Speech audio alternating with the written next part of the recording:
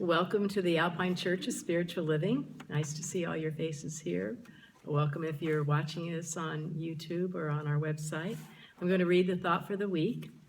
And those of you who are here, you can join me at the bottom where it is in bolded print.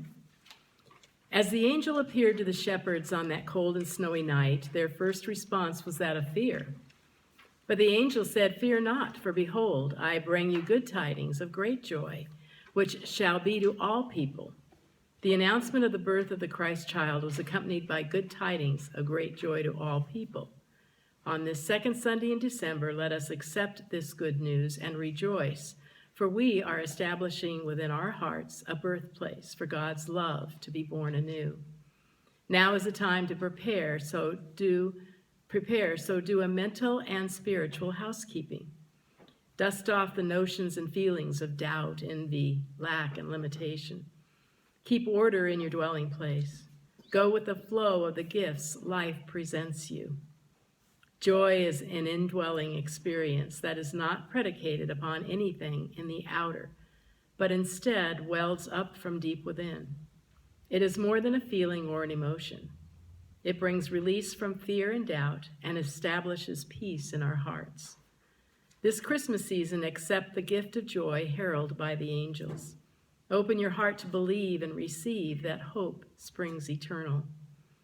As we give, so shall we receive. Therefore, give with abandon from your inner self, for there is an eternal abundance of purity, wholeness, and joy awaiting your discovery and sharing of it. As joy is shared, it grows and multiplies.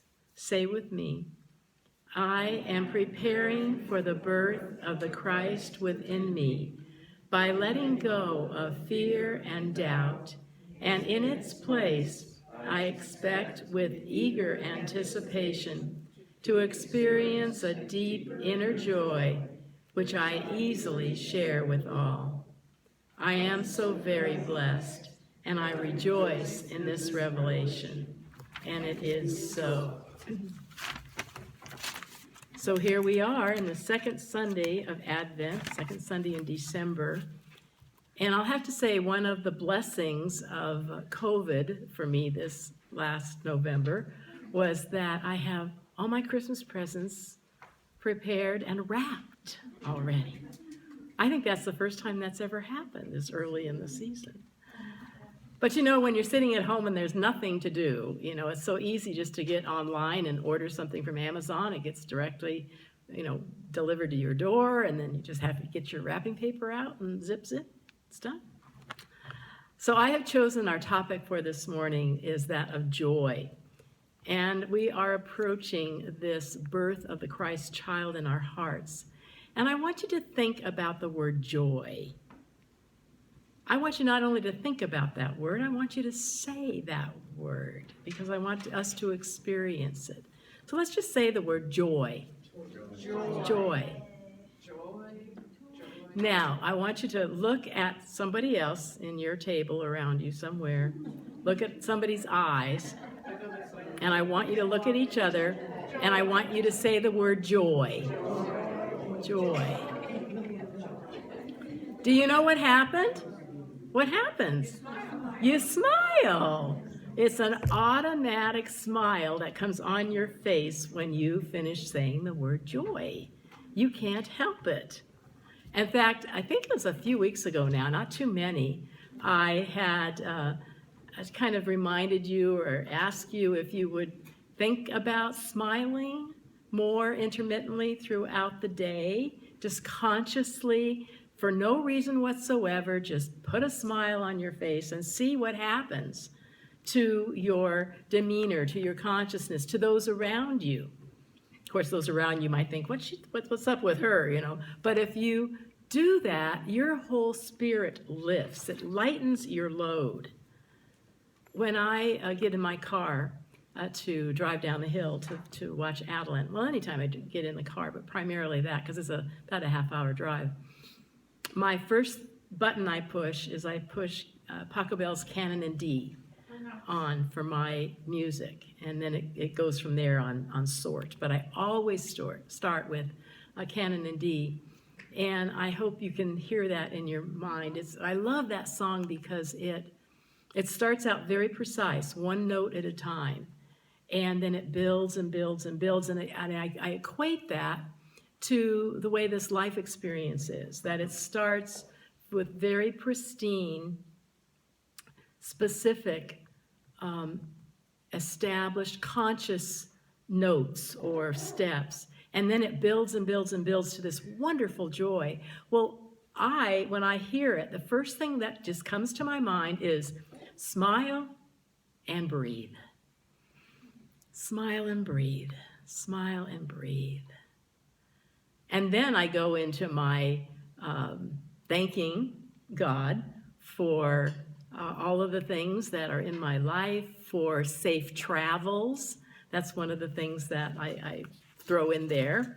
And it's just a time to, and I hit this repeat. I must repeat it 2 or 3 times.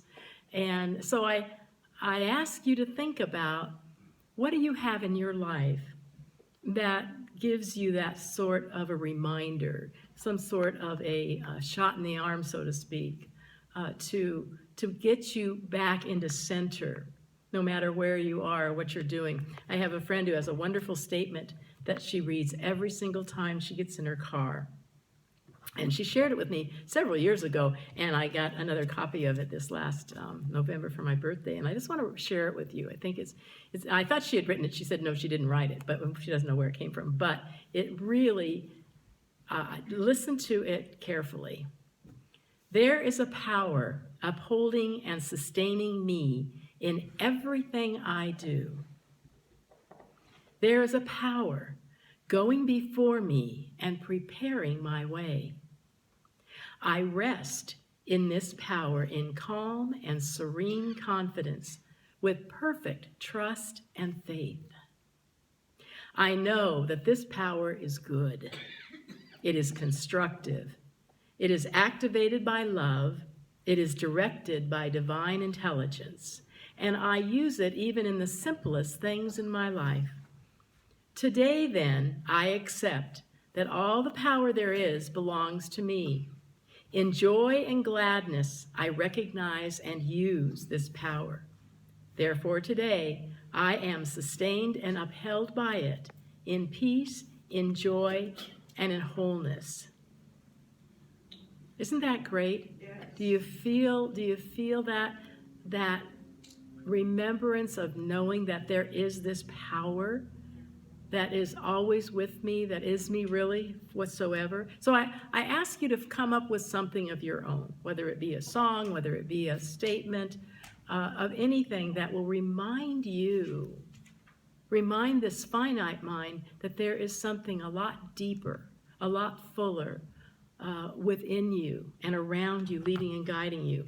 And I want you to recognize that there is absolutely no separation between this power and me, this power and you, this power and all of us.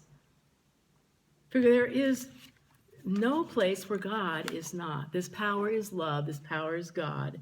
And what I would have changed, if that was my statement, I would do a little bit different. Like, instead of I use it, I would like to emphasize that it uses me.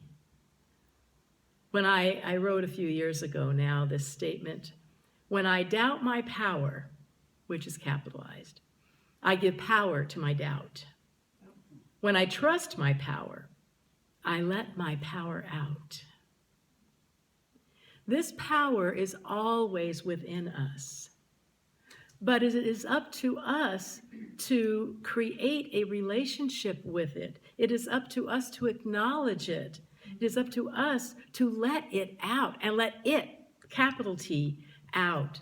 It's not this finite, individualized, beautiful expression of God that we call me and that we call Betty and that we call Kathy and all of us individually.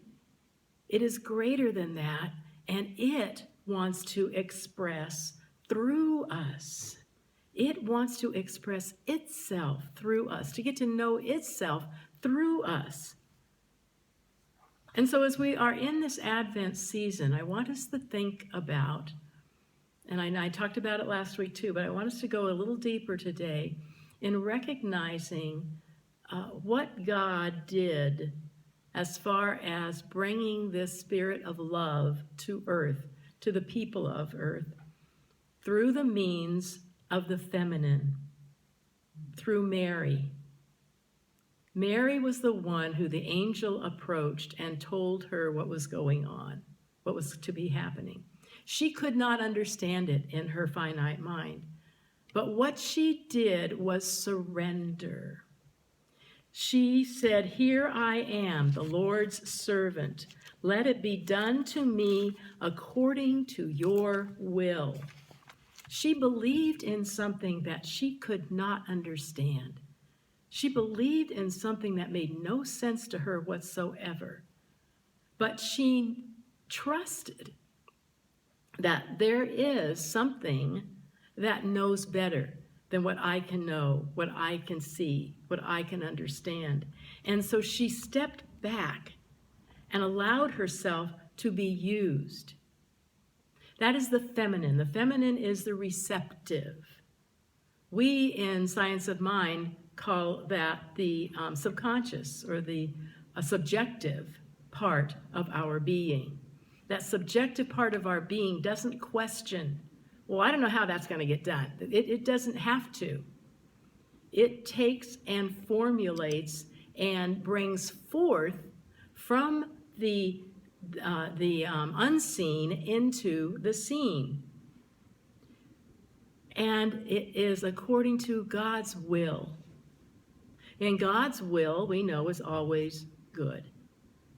And I've told you before, I've been struggling with God's will and being able to recognize where is the good in my son's passing.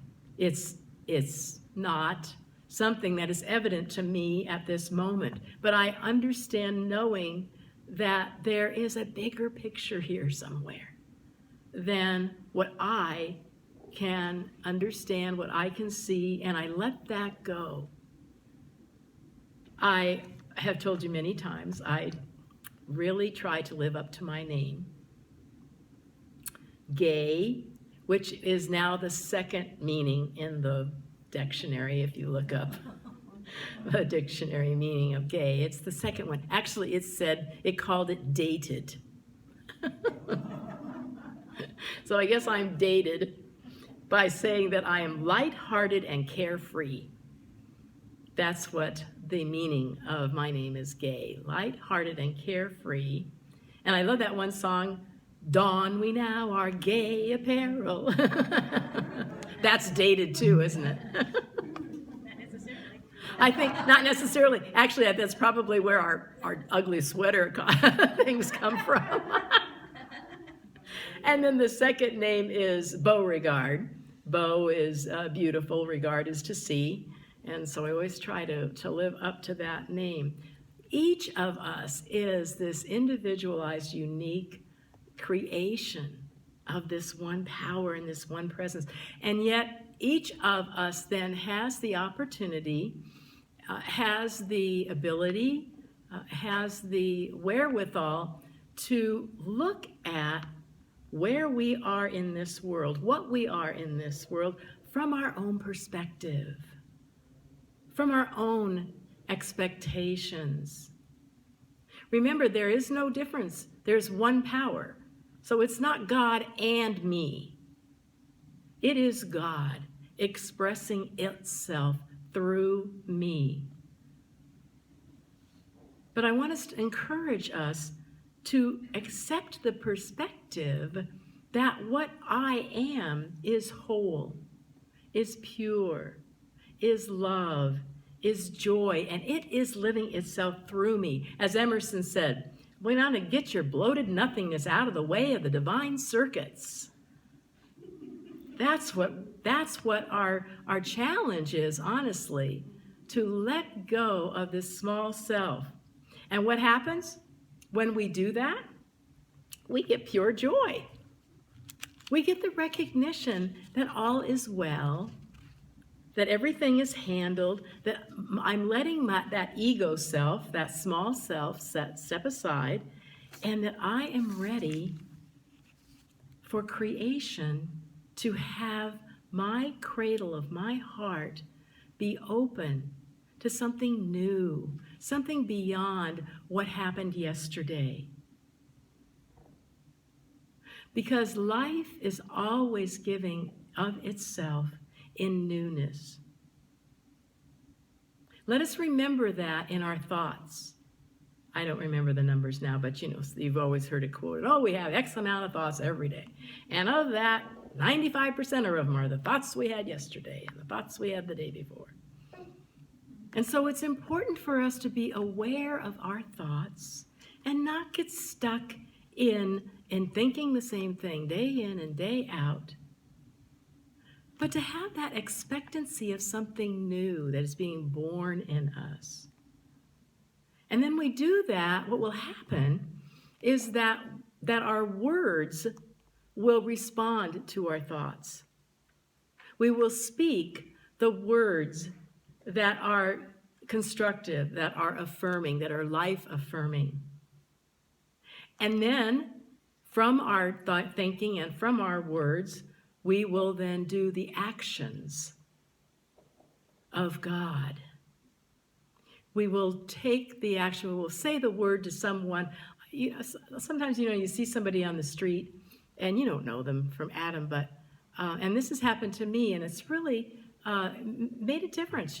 Somebody will pass you by and say, oh, what pretty eyes you have, or oh, that's a very nice sweater you have on, or whatever.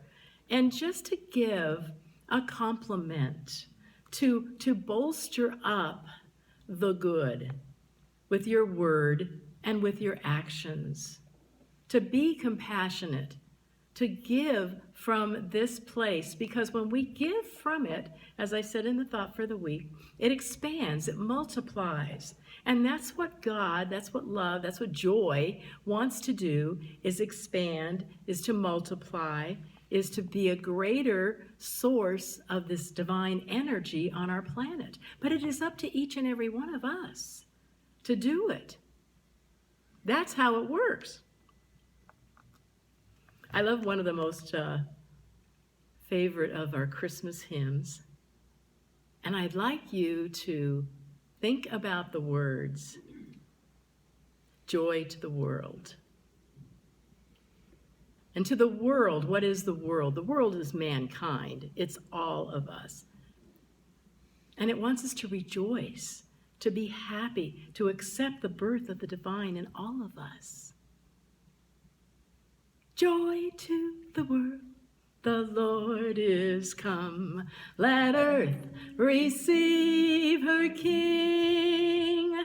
Let every heart prepare him room, and heaven and nature sing, and heaven and nature sing, and heaven and nature sings. He rules the world with truth and grace, and makes the nations prove the glories of his righteousness, and wonders of his love, and wonders of his love, and wonders of his love. His love is your love. His love is our love. That's what we're here to do, is to share it, is to be it, is to let it flow, to step aside from any differences, from any separation, and to know that everywhere I see and everything I envision is God, glory, joy, love in expression. And I am so grateful for that. That is what life is about, and I trust that you will have a fabulous, joyful coming week, this coming week. Namaste.